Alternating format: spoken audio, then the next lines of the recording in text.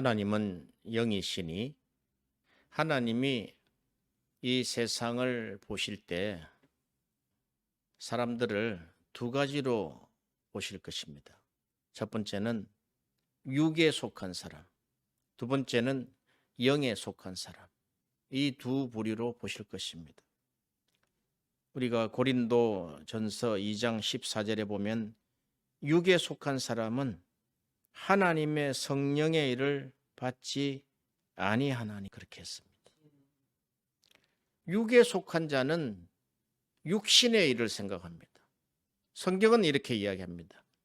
육신의 일을 생각하는 자는 사망이다 그렇게 이야기를 했습니다. 그러나 영의 생각은 생명과 평안이다 그렇게 했습니다.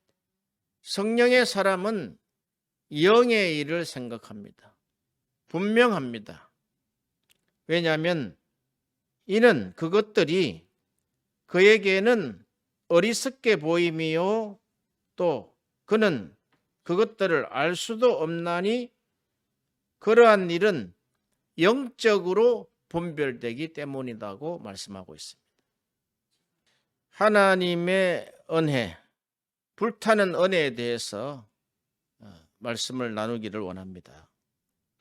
예수님이 탄생하실 때 천사가 찾아왔습니다.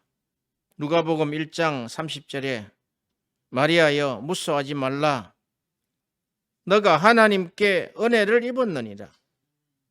마리아는 깜짝 놀라서 천사에게 말을 했습니다.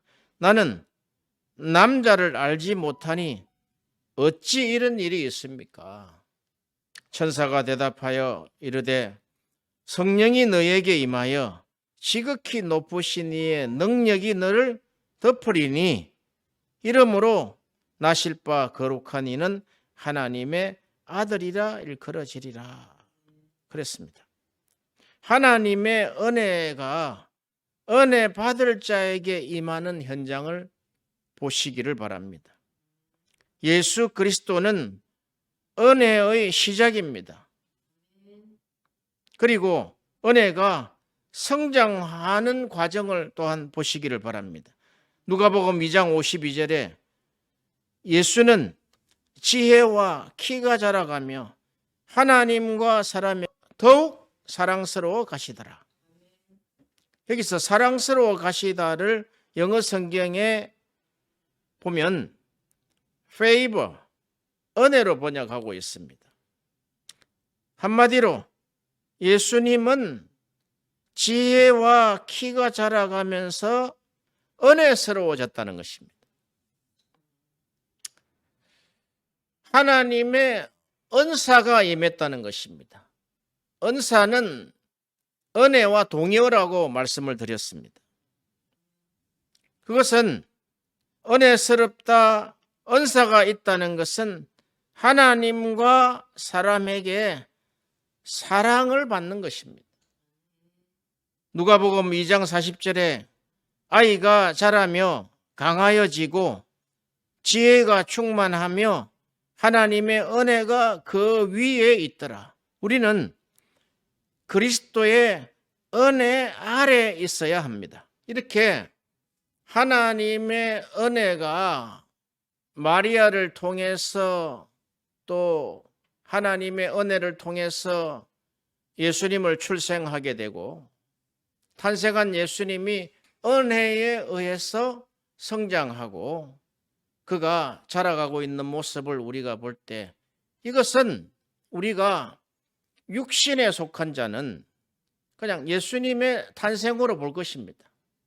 그분이 이 땅에 오셔서 성장하여 이렇게 자라시는가 보다 하지만 이것은 우리가 성령에 속한 자는 이것을 영적으로 분별을 합니다.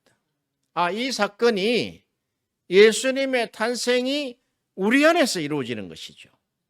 우리가 예수님을 말씀으로 수태해서 예수님이 우리에게서 함께 하시는 것이죠. 그럴 때 이것은 시작과 과정과 끝이 하나님의 은혜로 말미암다는 것입니다. 곧 이것은 성령께서 모든 것을 주관하고 있는 것을 우리가 알 수가 있습니다. 로마서 5장 2절에 또한 그로 말미암아 우리가 믿음으로 서 있는 이 은혜에 들어감을 얻었으며 하나님의 영광을 바라고 절구하느니라. 또 이 선물은 범죄한 한 사람으로 말미암은 것 같이 아니하니 심판은 한 사람으로 말미암아 정죄에 이르렀으나 은사는 많은 범죄로 말미암아 의롭다 하심을 이름이니라. 그렇게 했습니다. 자, 여기서 우리가 하나님의 은혜, 또 이것을 선물, 또 번역으로 보면은 기프트, 또 이 은사, 이렇게 이야기를 합니다. 하나님의 은혜를 통하여 그 은혜는 많은 범죄로 말미암아 의롭다 하심을 이룬다는 것입니다. 우리가 죄가 많은 곳에 은혜가 넘친다는 그런 말이 있습니다. 죄를 많이 깨달은 자에게 은혜가 넘치고 은사가 넘친다는 그런 이야기죠. 그리하여 한 사람의 범죄로 말미암아 사망이 그 한 사람을 통하여 왕노릇하였은즉 더욱 은혜와 의의 선물을 넘치게 받은 자들은 한 분 예수 그리스도를 통하여 생명 안에서 왕노릇하게 된다는 것입니다. 우리가 성경에 보면은 생명 싸개가 있습니다. 하나님은 예수 그리스도를 통해서 우리가 생명, 영생 안에서 왕노릇한다는 것입니다. 이게 무슨 이야기입니까? 사망에서 왕노릇하던 사람을 영생 안에서, 생명 안에서 왕노릇을 하게 하신다는 것입니다. 우리가 예수 그리스도로 말미암아 하는 모든 삶이 생명의 삶이라는 것입니다. 그러므로 이 은혜를 통하여 영생을 얻은 자는 은혜스러운 삶, 특별히 은혜로운 말을 한다는 것입니다. 누가복음 4장 22절에 그들이 다 그를 정언하고 그 입에서 나오는 바 은혜로운 말을 놀랍게 여겨 이르되 이 사람이 요셉의 아들이 아니냐. 그 은혜스러운 말을 했을 때 사람들이 다 놀랬다고 이야기를 하고 있습니다. 그의 삶을 보고 많은 사람들이 그의 삶을 추종하여 따라갑니다. 제자군들이 생겼지요. 우리가 사람을 따를 때 그 사람의 삶과 또한 그 사람의 말을 보게 되는 것입니다. 그렇잖아요. 우리가 사람을 평가할 때 다른 거로 평가할 거 없잖아요. 그 사람의 삶과 삶을 통한 인성을 우리가 평가를 하고 또 그 사람이 그가 은혜로운 말을 하는 것인지 그가 사망 안에서 사망의 언어를 쓰는 것인지 우리가 분별할 수 있다는 것입니다. 이렇게 은혜로운 삶, 은혜로운 말이 하나님의 사역의 핵심입니다. 우리가 사역 또는 동역 이렇게 이야기하죠. 사역이란 하나님이 일하시는 것으로 정의해야 됩니다. 보통 우리가 사역을 한다 그러면은 우리 하나님의 은혜 받은 자가 하나님의 일을 한다. 이렇게 오인대가 있단 말이죠. 하나님의 사역은 하나님이 하신다는 거예요. 성령으로 하신다는 거예요. 은혜로 하신다는 거예요. 구체적으로 은혜의 성령이 내 안에서 일하는 것이라는 것입니다.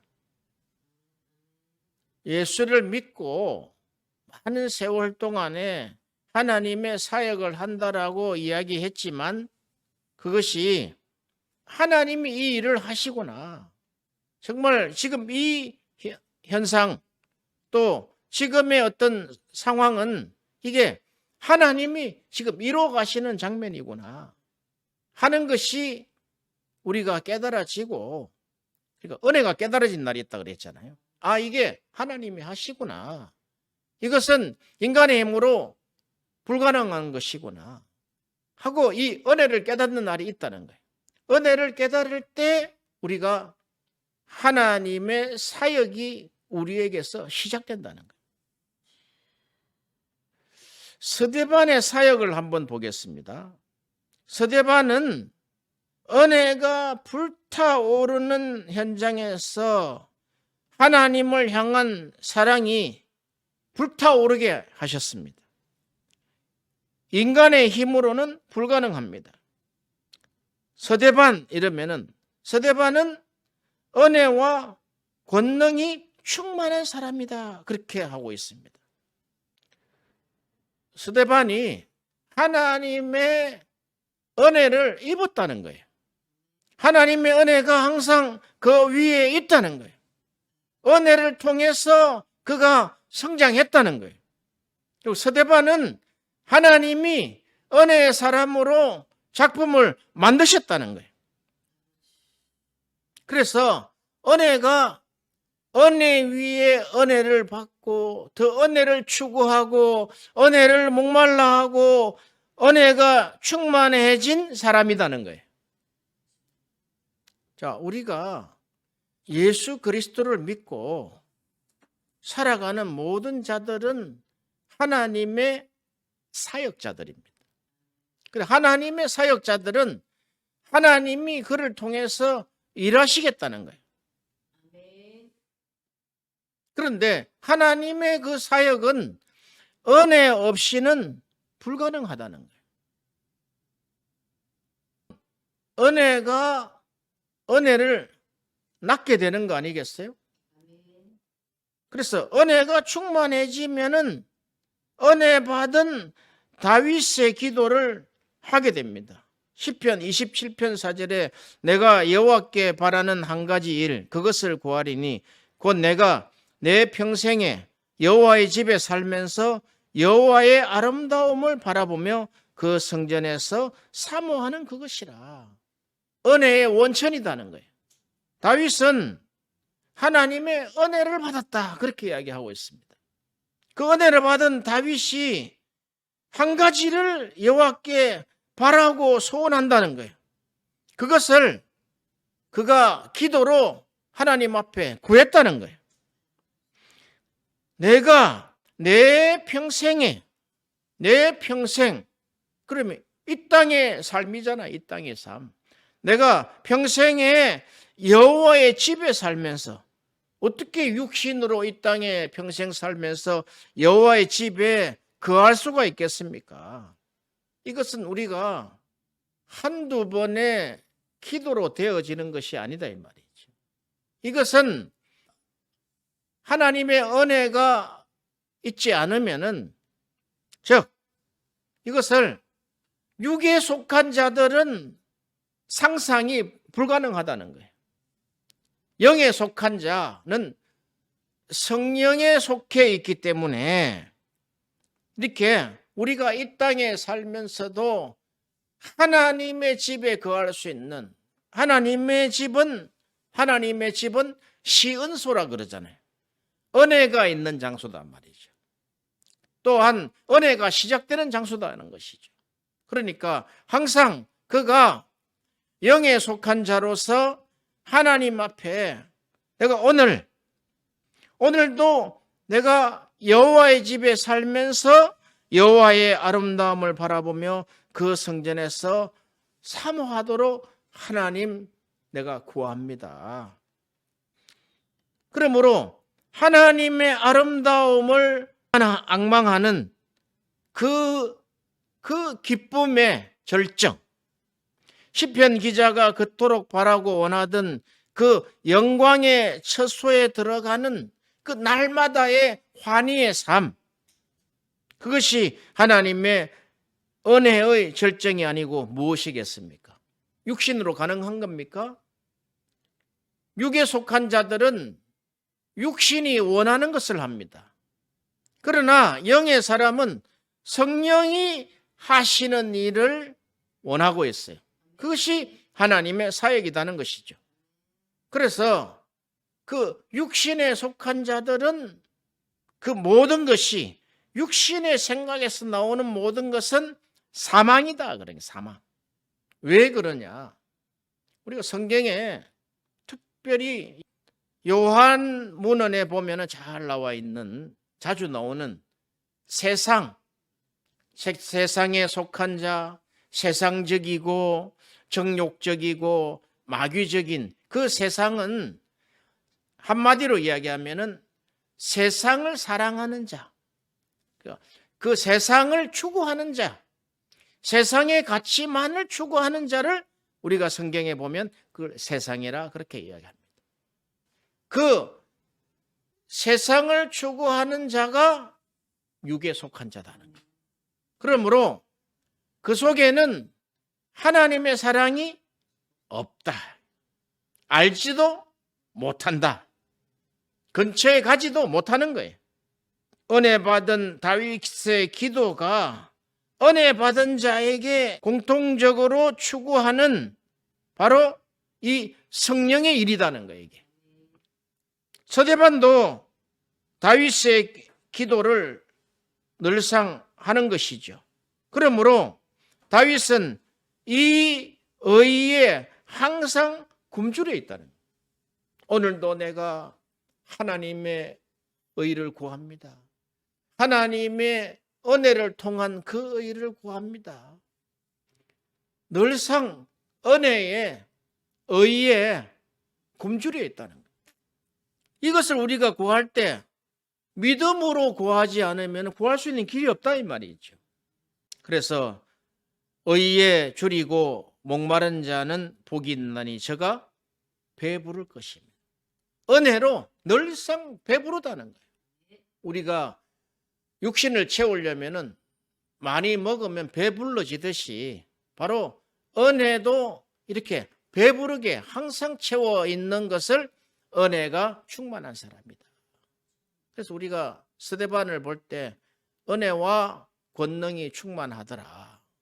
결국 은혜가 충만하니까 그 하나님의 권능, 하나님의 파워, 그러니까 이 하나님의 파워를 통해서 나오는 그 삶과 그 메시지가 은혜스럽다는 거예요.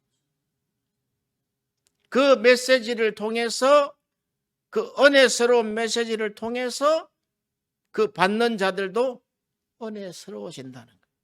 그래서 은혜가 은혜를 낳는 장면이라는 것입니다. 성령께서는 이 은혜의 절정에서 은혜의 극치를 우리에게 생생하게 그 스데반의 그 설교 현장, 또 이어서 그가 순교하는 현장에서 우리에게 잘 보여주고 있습니다. 사도행전 초기에 보면 두 죽음을 아주 극적으로 대조를 합니다. 성령께서는 오순절 사건 전에 가룟 유다의 그 죽음을 우리에게 알려주고 있습니다. 한마디로 은혜에 떨어진 그 한 인간, 가룟 유다의 비참한 그 삶, 비참의 극치를 제자 120명 앞에 보여주는 죽음과 대조를 시켰습니다. 이 사람이 불의의 삭스로 밭을 사고 후에 몸이 곤두박질하여 배가 터지고 창자가 다 흘러나왔더라. 그리고 예수 잡는 자들의 길잡이가 되었더라. 성령께서는 이렇게 기록했다는 거예요. 가룟 유다의 전체 삶을 한마디로 예수 잡는 자들의 길잡이가 됐다는 거예요. 지금도 이 세상에 예수 잡는 자들이 얼마나 많습니까? 예수를 이용하고 모함하고 신성 모독을 하고 예수를 하나님의 아들이라 부인하는 사람들이 이 땅에 얼마나 많이 있습니까? 그들은 가룟 유다의 그 비참한 은혜 떨어진 삶을 살고 있다는 것입니다. 한낱 불의의 싹을 얻기 위해서 시편 69편 25절에 그들의 거처를 황폐하게 하시며 그들의 장막에 사는 자가 없게 하소서 하는 말씀이 성취되어야 했고 가룟 유다를 통해서 이루어졌습니다. 이것은 가룟 유다에게 행하신 하나님의 사역이라는 거예요. 그리고 이 사역이 응답됐다는 거예요. 그리고 이렇게 된 것은 마땅하다라고 성경에 기록을 했단 말이죠. 이 죽음에는 성천하신 예수님이 하늘 문을 닫아버렸어요. 쳐다보지도 않았습니다. 성경은 이렇게 이야기합니다. 이는 태어나지 않았으면 좋을 뻔한 자였다. 얼마나 비참한 이야기입니까?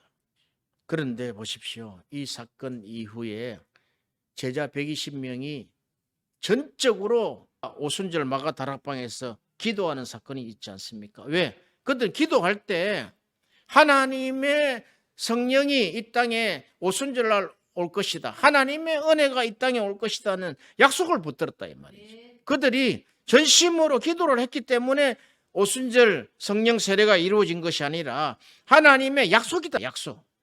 그런데 이 기도를 할 때 동력이 되었던 것이 하나님이 가룟 유다에게 하셨던 그 사역 현장을 봤다는 거예요. 어떤 생각을 했겠습니까?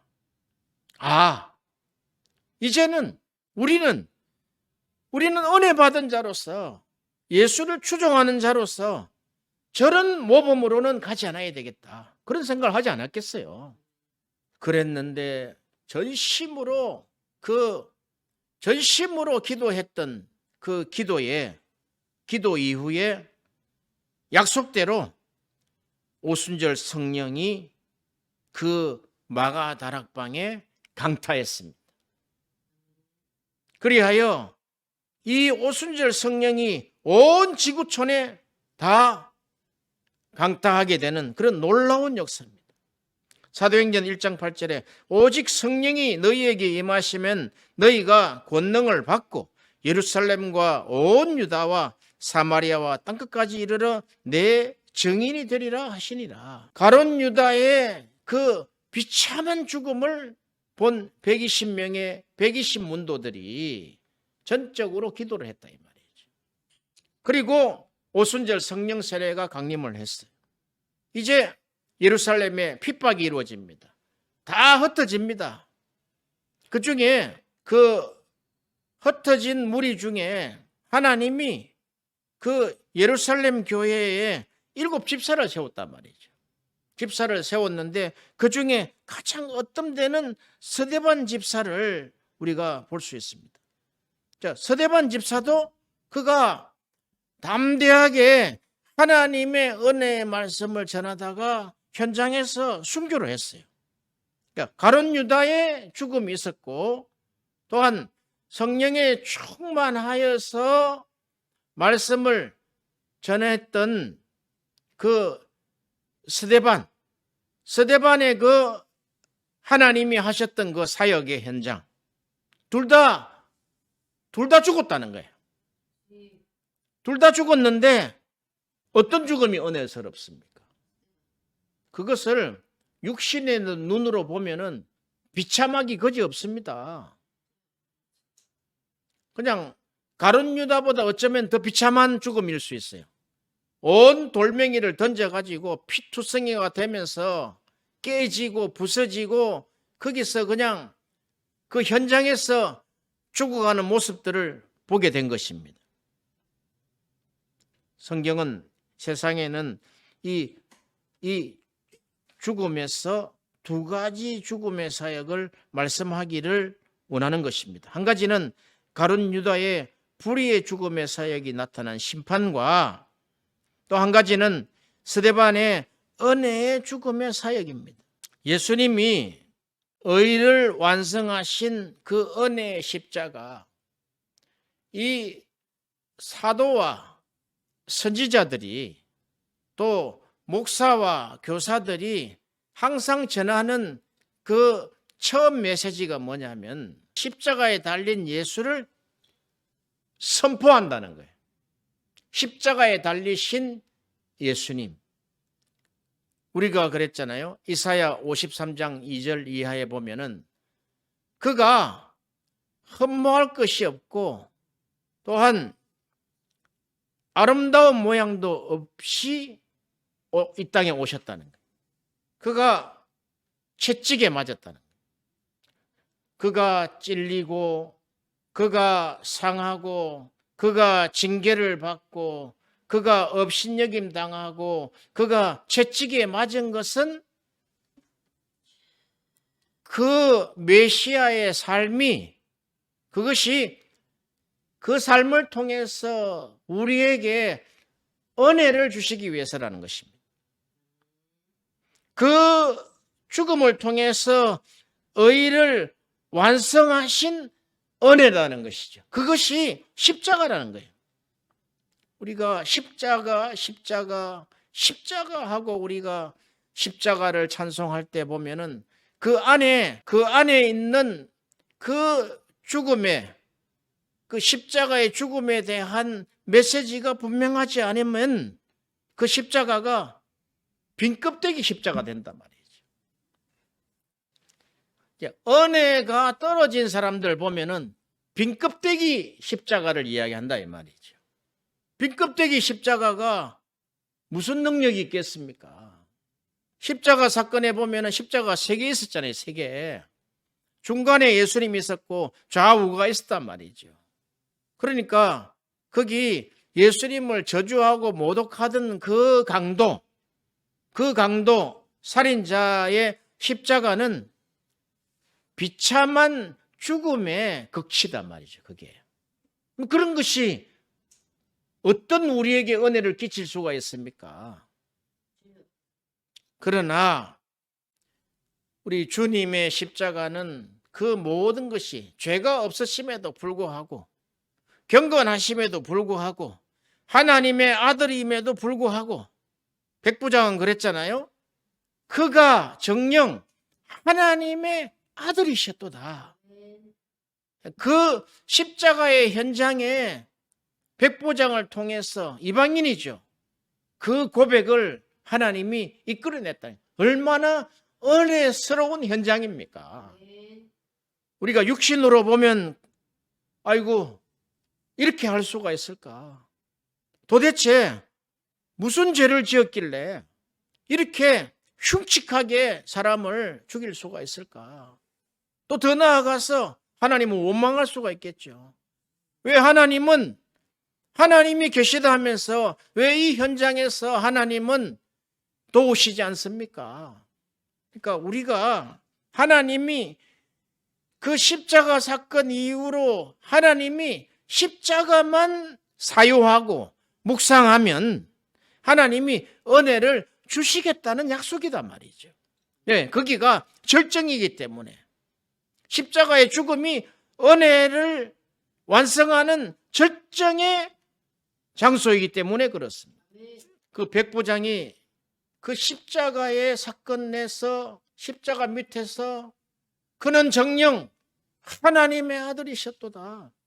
그 백부장은 하나님을 만난 것이죠.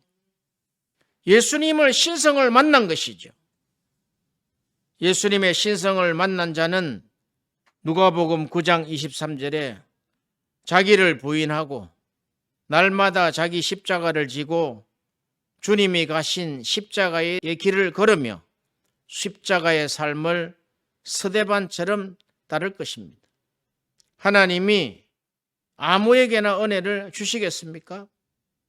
은혜를 본 노아만이 방주를 지을 수 있었던 것처럼 은혜를 본 자만이 십자가의 길을 걸을 수 있다는 것입니다.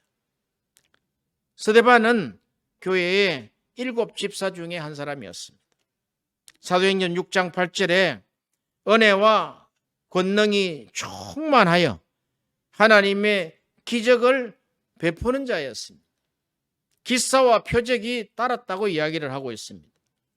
그가 말할 때 지혜와 성령으로 말을 했다고 성경은 이야기하고 있습니다.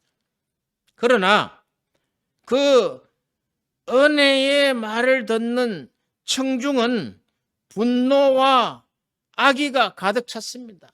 그리고 선동을 합니다.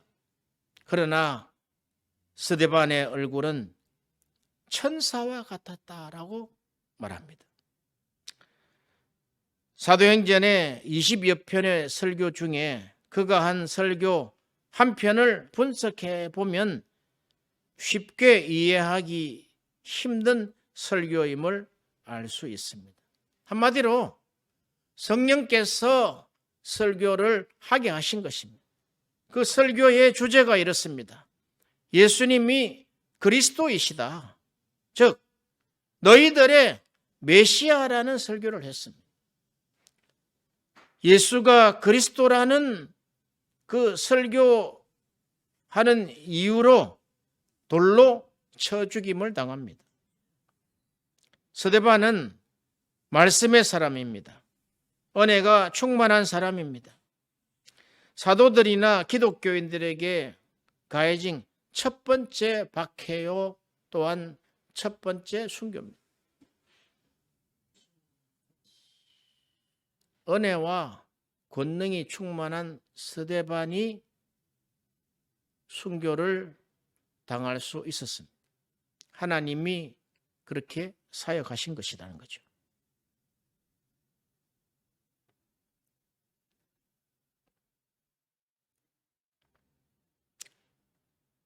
사도행전 7장 55절에 스데반이 성령이 충만하여 하늘을 우러러 주목하니 하나님의 영광과 및 예수께서 하나님 우편에 서신 것을 보고, 지금 보세요. 스데반이 지금 그 악의와 분노가 가득 찬 그 청중들 앞에서 그들이 아마 손에 돌을 하나 다 들고 있을지도 모릅니다. 그런데 그 스데반의 얼굴은 천사와 같았더라고 성경이 기록을 하고, 또한 스데반이 성령이 충만하여서 그 땅의 현장을 보지 아니하고 하늘을 우러러봤다는 거예요. 하나님이 하늘 문을 쫙 여셨다는 거예요. 스데반이 보라, 하늘이 열리고 인자가 하나님 우편에 서신 것을 보노라, 이 말을 하자 일제히 그냥 돌로 스데반을 쳐서 죽이는 그런 처형의 현장이 됐다는 거예요. 설교 현장이 살인의 현장이요, 처형당하는 현장이 됐다는 거예요. 자, 우리는 여기서 이때 우리가 육신에 속한 자면은 이렇게 이야기할 수 있습니다. 왜 하나님이 이때 이렇게 스데반의 죽음을 보고 하나님 얼굴을 돌리십니까? 그렇게 이야기할 수 있잖아요. 왜 하나님은 이때 하나님이 도우시지 않고 그 스데반과 같은 이런 은혜와 성령이 충만한 사람을 왜 하나님 돕지 않습니까?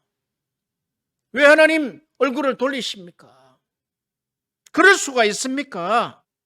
그런데 그리스도께서 정말 잠잠하셨다고 생각합니까? 잠잠하셨다면은 이 복음서의 내용이 무슨 소용이 있겠으며 사도들의 메시지가 무슨 소용이 있겠습니까? 이전에 선지자들이 했던 그 강력한 메시지들이 무슨 소용이 있겠습니까? 예수 그리스도는 잠잠하신 것이 아니라 은혜로 사역을 하셨다는 거예요. 바울에게 은혜를 주셨다는 거예요. 놀라운 사건 아닙니까? 거기서 이 핍박자요, 폭행자요, 박해자요, 살인자와 같은 그 스스로 이야기를 하잖아요. 인간 쓰레기와 같은 나에게 하나님이 나에게 은혜를 주셨다는 거예요. 그 사건에서 그때는 내가 알지 못했고 그랬다. 그러면서 그가 간증하고 회상합니다. 그리스도께서 죄인 괴수인 날 위해 십자가에 죽으셨도다. 이 스데반이 빛을 비춘 거죠. 그렇잖아요? 왜 저가 죽으면서 예수여 이 죄를 저들에게 돌리지 마옵소서. 한국 초기 기독교도 그 순교의 현장에서 위대한 전도자들이 탄생한 그 일화들이 굉장히 많이 있습니다.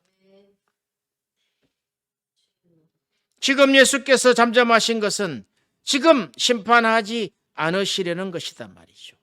왜? 하나님은 자비롭고 은혜롭고 노하기를 더디하신다. 심판을 더디하신다는 거예요. 왜? 인자와 진실이 많은 하나님이기 때문에. 그러나 그는 다시 구름을 타고 다시 이 땅에 오실 때는 징벌하시고 심판하기 위해서 영광 중에 천만 천사와 함께 오실 것입니다. 이게 우리가 볼 수 있는 영적인 것이다 이 말이죠. 서대반도 그 현장, 이 하나님이 하시는 일 아닙니까 이게? 하나님이 하시는 자기를 심판하시는 자에게 영광을 돌렸다는 거예요. 어떻게 됩니까 해석이? 하나님은 지금 이렇게 사역을 하셨단 말이죠. 그런데 거기에서 돌을 던진 자들은 자기들이 마땅하다라고 생각을 했어요. 바울도 그렇게 생각했으니까. 그러나 그 자리에 스데반은 심판당한 거죠. 설교 한 편 하다가 심판당한 거죠. 그들이 직접적으로 돌을 딱 들어서 딱 던지게 된 동기가 있단 말이에요. 스데반의 설교가 약 80절 가까이 된단 말이죠. 굉장히 긴 거죠. 굉장히 긴 설교를 했는데 그 마지막에 무슨 이야기를 했냐면은 이 하나님은 물리적인 성전에 계시지 아니하고 하나님은 어느 곳에서도 하나님은 계신다는 이야기. 그 유대주의가 이야기하는 유대교가 이야기하는 하나님이 아니다는 거예요. 지금도 유대교는 그렇게 생각을 하고 있을 거예요. 지금도 잘못된 그 온전한 해석이 다 되지 않은 기독교들, 특별히 로마 가톨릭은 이 우리 기독교 개신교를 열교라고 이단 정죄한단 말이죠. 이 유대교의 그 유대교 카테고리에 갇혀 있는 하나님이 아니시다는 거예요. 왜? 하나님이 지금 하늘 성전에서 지금 보시고 영광 중에 계신다는 거예요, 지금. 그랬더니 그들이 살기가 등등 해가지고 그들이 들고 있는 돌을 스데반에게 던졌다는 거예요. 그때 스데반의 그 마지막 설교를 한번 보세요. 이렇게 이 유대교는 당신들이 하나님의 성전이라는 물리적인 곳에 가둔 그 하나님은 너희들이 하나님을 그 성전에 가뒀다는 거예요. 한마디로 하나님을 모독하고 있다는 거예요.